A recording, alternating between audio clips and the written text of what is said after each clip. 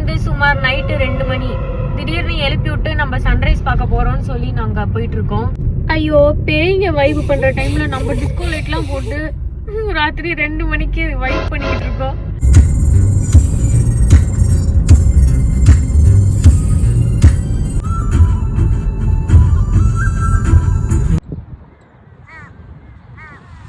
நான் வந்து கரெக்ட் டைமுக்கு வந்துட்டேன். இந்த சன்னுக்கு தான் பொறுப்பே இல்லை, இன்னும் காணோம். மணி 8:30 ஆச்சு. கொரியாவில் வந்து ஈஸ்ட் கோஸ்ட்ல தான் வந்து காக்கா பார்க்க முடியும். இங்கே நிறைய காக்கா சுத்திட்டு இருக்கு. ஃபைனலி நம்ம தேடி வந்த சன்னு ஈகோ. காய்ஸ், கொரியாவில் சுந்தரி அக்கா கடை. அடுத்த லொக்கேஷன் போகிறதுக்கு முன்னாடி காஃபி ஷாப் ஓப்பனில் இருக்கா.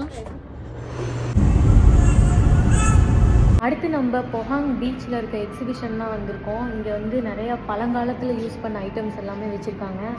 அது எல்லாமே நம்ம பார்த்துட்ருக்கோம். ஊரில் நெசவு இது பண்ணுவாங்கள்ல, கைத்தறி மாதிரி. ஸோ அது மாதிரி கொரியாலையும் பண்ணிகிட்டு இருந்திருக்காங்க. இது வந்து நிறைய டைனாசிட்டி, அப்புறம் அந்த டைனாசிட்டியோட எக்ஸ்ப்ளனேஷன்லாம் இருந்தது. அதே மாதிரி இங்கே கிளிக் பண்ணோடனே ரைட் யுவர் விஷன் இருந்தது. நம்ம என்ன விஷ் பண்ணுறோமோ அதை ஏதாவது நம்ம டைப் பண்ணி என்ட்ரு கொடுத்துக்கலாம். குல்ஃபி ஐஸு அந்த காலத்துலேயே வந்து குல்ஃபி ஐஸ் விற்றுருக்காங்க போல்.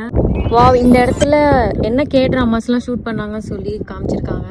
இதில் ஏதாவது K-ட்ராமா நீங்கள் பார்த்துருந்தீங்கன்னா கமெண்ட்ஸில் சொல்லுங்கள். லஞ்சு சாப்பிட கன்வீனியன்ஸ் ஸ்டோர் வந்தாச்சு. பாயில்டு எக்கு, அப்புறம் வந்து ரைஸ் அண்ட் கறி. ரைஸ் இங்கே இருக்குது, கறி இங்கே இருக்குது. இப்போ இப்படி தான் இருக்குது. இது வந்து ஒரு 2 மினிட்ஸ் சூடு பண்ணணும்.